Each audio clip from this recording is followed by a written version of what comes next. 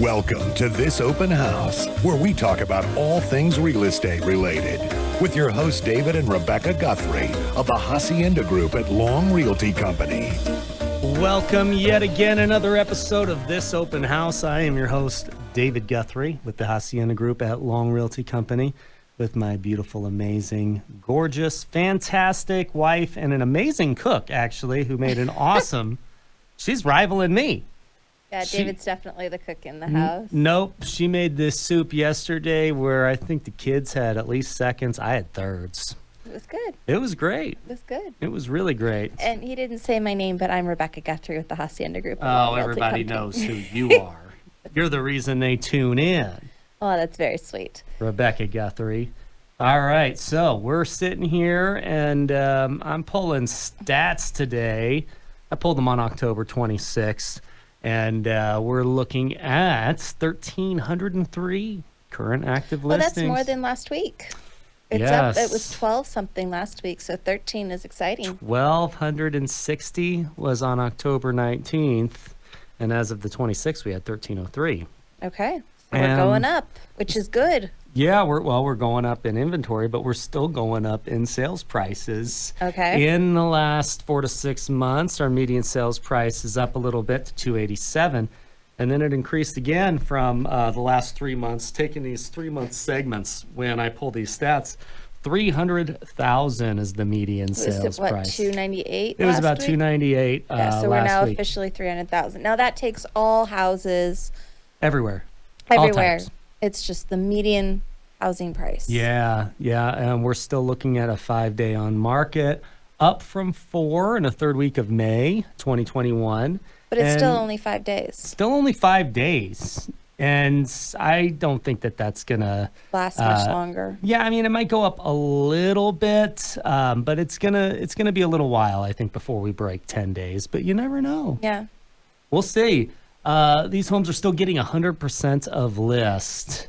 And jumping over to rents in Tucson, you're looking at a median 3-bedroom home is going to cost you about $1,650 per month. So with interest rates being what they are, 20% down, you're still better for your median 3-bedroom home buying than renting in Tucson. Yeah, right now. You're still much better off. You're looking at in the last 3 months, $285,000 is your average 3-bedroom, and you're looking at $1,344 with the 20% down, roughly in that range, depending on your credit score and all of that stuff. Right. But you're still at a savings of over $300 a month, which is fantastic. And then you fixed in at least your principal and interest payments for the next 30 years. You have taxes and insurance will vary. That in. Yes, taxes and insurance are going to vary, but that principal and interest payment is something you can actually budget on month after month after month. There's a lot to be said for that. There's a lot to be said especially for that. when gas is $3.19 a gallon. Yeah, isn't that crazy? It's crazy. In January, it was $2.25. I know. It was $2.25 in January.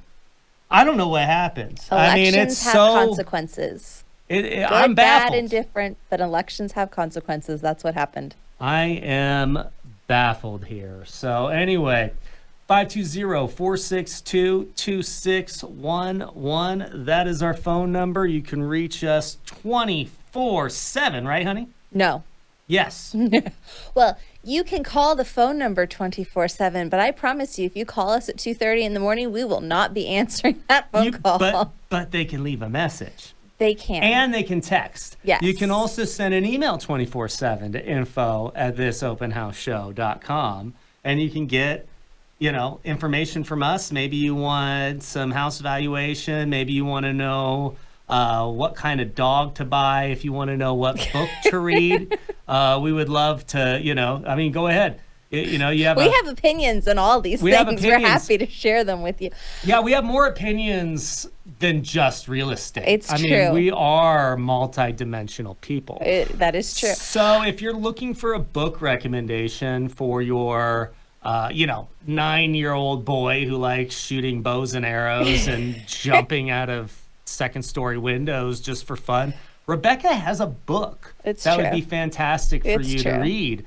And it really doesn't matter. Just give her the stats and she'll come up with some really great literature options. So It's info true. at thisopenhouseshow.com, www.thisopenhouseshow.com for your full MLS search. And guys, in all seriousness, call the number. If you need some help, we're happy to be a safe source of information for It's you. true. We're happy to, just be a sympathetic ear to your plight and the difficulties. And that's a little bit what we're going to start talking about today is some difficulties. In fact, let's talk about one of the most difficult transactions you can ever do.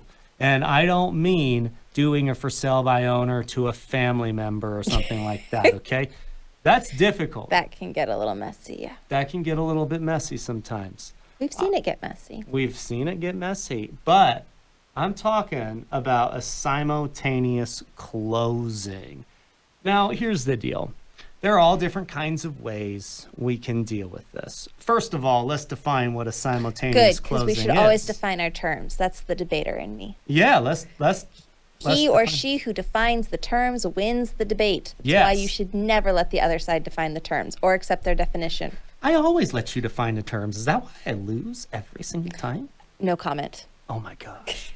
All I've right. just learned Define something. simultaneous close. Well, we're going to close on the house that you're going to sell as well as the house you're going to move into, basically all at the same time. Hence simultaneous. Yes. It happens at the same time. It Simultaneous happens- closing. Yeah, now technically there is an order of Well, yes. operations here. Because okay? there kind of needs to be money transferred from the house you're selling to the house you're buying Usually people in order want for that the money. down payment and all of those things to work. Right. If you're doing a simultaneous close. Right. So it's not exactly simultaneous, but it happens on the same day. So it's, for all intents and purposes, simultaneous. Yes, and that's the plan. That's the idea. Because a lot of times people are like, "Hey, I would really like to buy this thing, but I don't have the cash. I need to get money out of my Sale. house to go ahead and Yep. do that." And so you've got a couple of different options there. And before you go and think, "Oh, we don't even need to do that," I can do a bridge loan. Sure. That's a You can great do a bridge. option. That's a fantastic Well, option. you should define a But- bridge loan because people may not know what a bridge loan is. Well, These it's are just all fancy terms we're throwing around. This is just a temporary loan to be able to get you from point A to point It B. creates a bridge. It is Yes. a bridge loan because it creates a bridge. So it gives you money while you're waiting for your house to close from selling so that you can buy. So for example, you could close your house that you're purchasing on, let's say, October 20th, and your house, and you could move all of your stuff, and a week later, you could have that money, and you have a bridge loan to cover that week or that month, and then pay it off. And then you go ahead and, That's why it's and a bridge loan. sell your property or whatever and pay it all off and make And that is an thing- option. It is a legitimate option that you might be able to do. You might not need a bridge loan. Maybe you've done just a fantastic planning and you're highly blessed and you can qualify for both of these loans and you have the And ability to go ahead and do that. There's lots of ways to skin that cat. That's a great way to handle the problem of, needing to locate something before you sell. And a lot of people go that route, but that's not the hardest transaction. I mean, because, you're still accomplishing the same thing, but you're doing it in a very easy way. And in fact, that is probably some of the better ways to go ahead and deal with these things. You might also find a buyer or an investor, individual, corporate, large, small, whatever, that's willing to come in and purchase in a very easy way and come and say, "Hey, let's go ahead. We're gonna go ahead and just buy the house Right. and resell it, and we'll free up cash and we'll let you stay as a We'll call it renter." a lease back. Yeah. Because here's a secret, guys. Moving is a pain in the you-know-what. It's a huge pain in the you-know-what because you have to get everything from one house to another house and you have to pack it all up. And if you've got kids, you are living out of boxes while you're Yeah. packing up. It's a whole thing. So there's lots of options, but we are going to talk If you about have dogs, they may eat your carpet right before you move out, and then you something. There's need always to go something. deal with that problem. Yep. But speaking of pains, we're going to go take a little bit of a break and then talk about... That was a What? very weird transition. Isn't it a pain sometimes to take a break? Like, don't you just want to keep going? No, I don't think taking breaks are pains, but okay. All right. David thinks it's a pain. I don't think it's a pain, but either way, we're taking a break, so we'll catch you on the other side.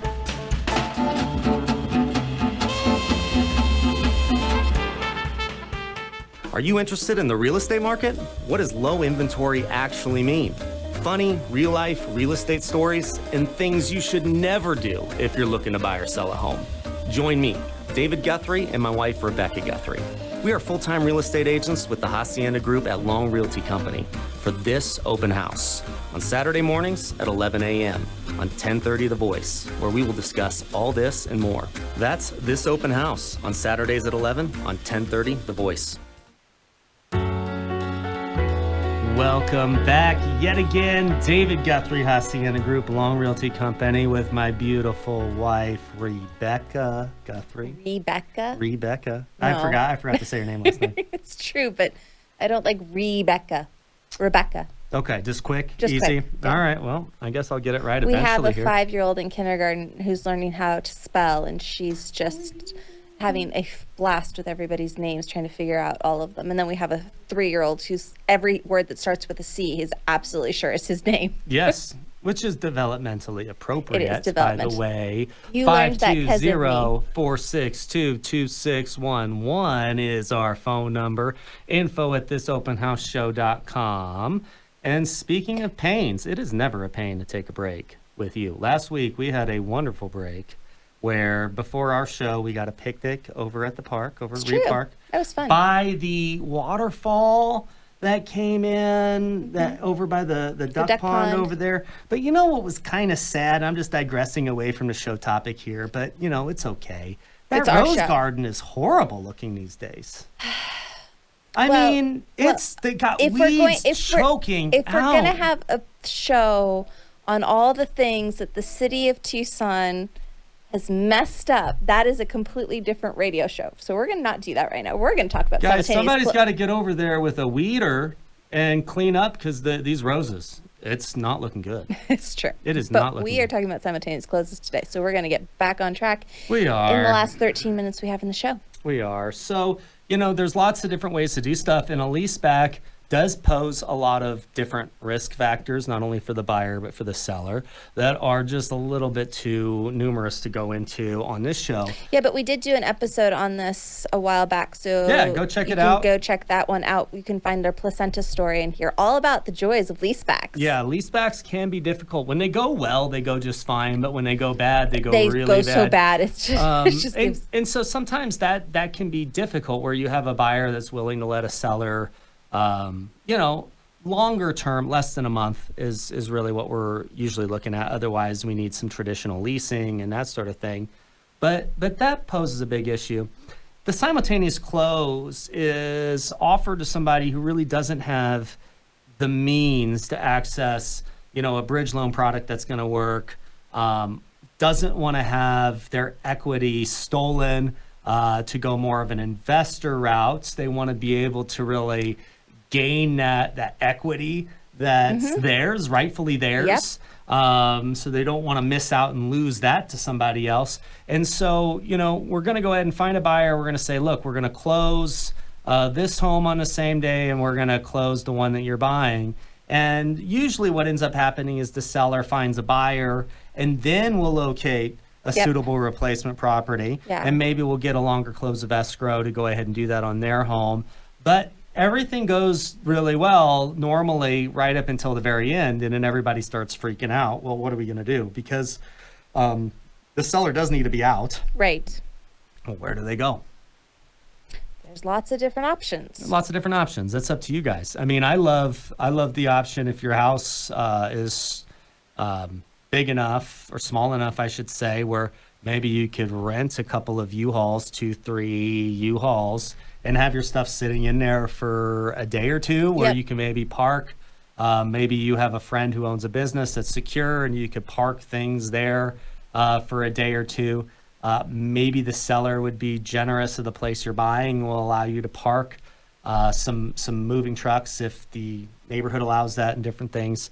There are a number of ways. The pods are a really good option. They pick it up, they pack it, pick it up, deliver it. A little more expensive, More but those expensive, are a but- fantastic option. And, Airbnbs are also a really great option. And so, But the thing is that by the close of when the escrow closes, the seller needs to be out. So there's logistical things about making sure that the seller is out. Right. So when the new buyer does their final walkthrough to make sure that the house is in same or better condition than it was when they got it under contract, the stuff needs to be out. Right. It needs to not only be And it out, can't needs go to into the be new house yet. relatively clean, which is a relative term. Broom swept. Yeah, I mean, different people have different degrees of what they would consider clean, but for the most part, you do need to be out, and then you need to be in your next spot, which is, if you're really trying to save money because you've got all of these different expenses happening and your life is all over the place like ours is, and it's just every penny counts, then I really love the idea of multiple moving trucks to store the bulk of your things. And if you're able to, even early on, to maybe phase this out and have a month or two of storage where you're putting in some of the bigger items in there, where you can kind of have that out of the way. Yeah, but and then we've grab seen that. simultaneous closes where the sellers, for whatever reason, didn't understand that everything had to be out before the thing recorded. Yeah, and a buyer typically doesn't feel comfortable still having all of this stuff in there, and they're trying to move out, and so we've seen things actually delayed. Yeah. Because the buyer says, no, I'm not going to record. Sign off and saying that this is okay because it's not empty and I'm not dealing with this after the fact. Right, which right. is completely within their rights. One of the other considerations and things that need to be dealt with is that on a simultaneous close, where your escrow is important. And Yep. so if you're going to be writing offers on another house, you really probably should keep your escrow at the same place. Yes. There's not many reasons why you wouldn't want to do that, because you're going to have your title insurance. You're going to have all of the same things that you're going to get from any other company. We all have our favorite companies and escrow officers, but the reality is if we have to wire funds out of one escrow officer when you close the sale of your home, and then they have to move it to the escrow company on the house that you're buying, you might not make the time, Right. depending on when these wires come in. Because And you don't that- have any control over when the wires come in. That's one of the things you don't have control over. The that. title company has to deal with that, and Right. they're not going to move money over for proceeds until your house records. Right. And so you could have a number of setbacks if you do that. So assuming that you have your escrow held with the same title company and things work really well and you record on the house that you're selling in the morning and you're out of there, the new buyer takes possession, funds are then transferred within the same company. Very easy to do, ideally the same escrow officer, and they're just going to move those funds from one file to the other, and then they're going to put in for recordation on the house that you're buying. Then theoretically, you're going to have the highest chance of success of having Yes. a one after another domino fall. But if the sale of your home for whatever reason gets delayed, maybe you have a lender funding issue, signing delay. Heck, Rebecca and I had a transaction where We did. one of these, the buyer's packet with all of their loan docs had to be signed out of state. And so the buyer's packet ended up getting through FedEx. FedEx somehow put it not in the United States box, but in the Europe box. And the package didn't come to Tucson, Arizona. It was in England somewhere. And that was just where it was. we just had to discount that package and redo a new one. But this stuff always happens on a Friday. Always. It always happens on a Friday at Always. the end of the month. It's always crazy. And Yes. It happens Always. on Friday at the end of the month. at and 4:45 p.m. yes, you find out. Always. And so then what happens? Well, now all of a sudden you're not closing on Saturday. No. You're 'cause not the closing on recorder's Sunday. office isn't open.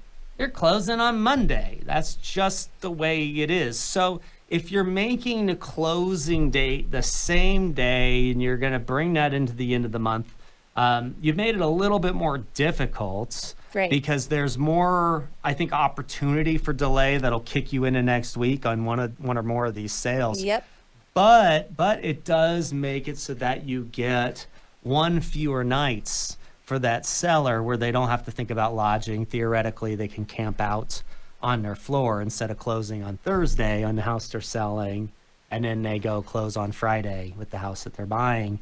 It just gives them that one extra night. But what I'm trying to convey here is that there's a number of problems that happen with this. And sellers, those of you who are considering doing this and want to maximize your equity, and it's going to take a little bit more work, you're going to have, one or more nights easy of an Airbnb that you're going to want to deal with, or a hotel. Something like that. And or camping on friends' floors. I mean, there's lots of options.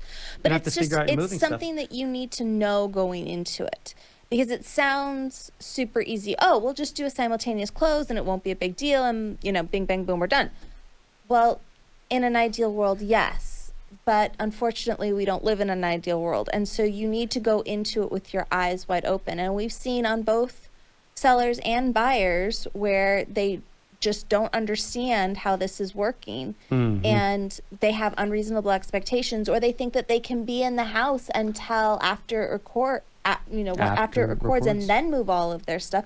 And no, you have to have everything out. There's a lot of moving parts and there's a lot of risk, and this is why I think overall it's worth taking the risk. Yes. We've got 2 transactions this month where there are simultaneous closings, and one of them is across state lines. That's an even more difficult one because you have logistics of big moves and that sort of thing. But for the most part, this stuff is possible. It does happen. It's not without its risks because you never know. This is contingent on the closing of your home. What happens if the buyer dies? There's always that possibility that something tragic could occur, and you're sitting there and all of a sudden everything gets derailed. Right. It's not impossible to pick up the pieces and put things back together. It just is more difficult. That's what we're in the business of doing. But in putting back those pieces together, there is guaranteed going to be delays. It's going to cost money. And if you're already out and already moving and something tragic happens to that buyer, well, guess what? We're going to have to go back on the market and, get something else going. We wanted to talk about this today because not to say that you shouldn't do simultaneous closes, not to say that there isn't benefit in doing simultaneous closes, not to say that we haven't done many of them, but we're just seeing more and more people not really being educated on what all of the logistical details of a simultaneous close are. And we're just scratching the surface here because there's a lot of different variables. Every family's different, every house is different. They all have different needs, but similar needs. And one of the things we want our listeners to know, we want our clients to know, is that no matter what, we can help navigate you through those issues. If you want to hit an easy button and go an investor route, we've negotiated lots of those with either some of the large companies that you might be familiar with, to small investors on the cash side. Yep. We've worked on helping people stay in homes after closing. That does exist. And we've done the traditional simultaneous close route. So it really doesn't matter which option you choose.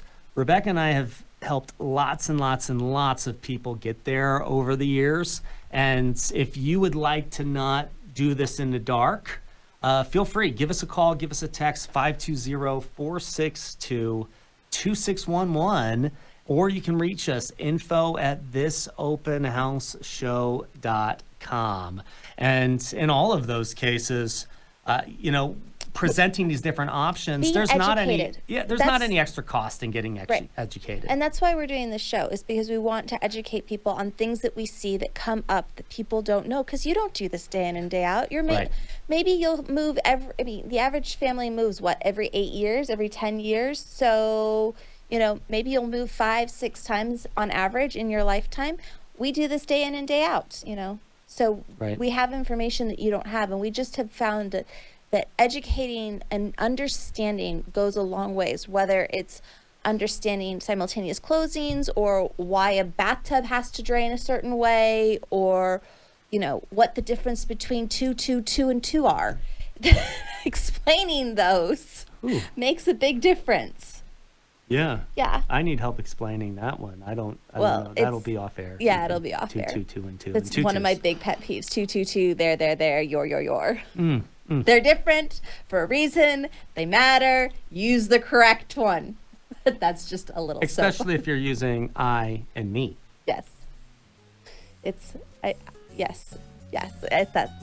This is a whole tangent. Rebecca has a book to recommend for all of those, I by do the have a way. book So to if you would like to know recommend for all of that, feel free. info@thisopenhouseshow.com. Guys, I'm David Guthrie, Hacienda Group Long Realty Company. I'm Rebecca Guthrie at the Hacienda Group at Long Realty Company. Happy Halloween. Be safe out there tonight and tomorrow. We hope you have a great time with whomever you're taking trick-or-treating, and we'll catch you next week. Have a great weekend.